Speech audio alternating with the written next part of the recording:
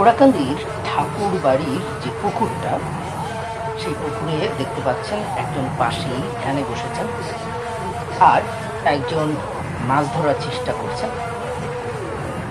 এই পুকুরের পানিটা যদি আপনি দেখতেন, বাহ, মানে কি বলবো, আর পুরো দই হয়ে গেছে কাদা আর জলে মিশে।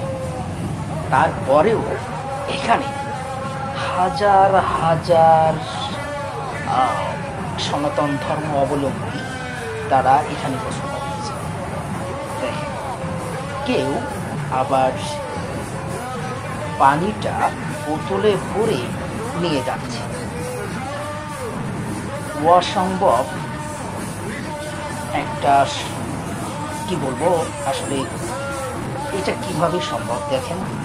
আসলে এটা তাদের সনাতন ধর্ম অবলম্বীদের যে নিয়ম নীতি রয়েছে, তাই তারা এটা করে। আপনি দেখতে পাচ্ছেন যে এই ভাইটাও আসলে নেমে গোসল করেছে, এখন মাছ ধরছে। সব মাছগুলো আসলে অক্সিজেনের অভাবে ভেসে উঠছে, কারণ কাদা এবং পানি পুরো মানে দই হয়ে গিয়েছে, কাদা আর পানি মিলে।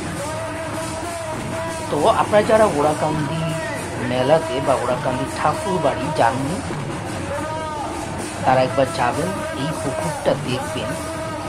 অনেক বড় একটা পুকুর, তারপরেও এত মানুষ এখানে স্নান করে, যার কারণে পানি আর কাদা মিশে তৈরি হয়ে যায়।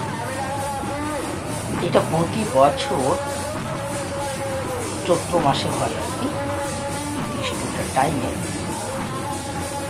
এই মেলাতে হাজার হাজার নয়, লক্ষ লক্ষ মানুষ আছে এবং দেশ বিদেশ থেকে। তো ভিডিওটি ভালো লাগলে অবশ্যই লাইক, শেয়ার, কমেন্ট করে পাশে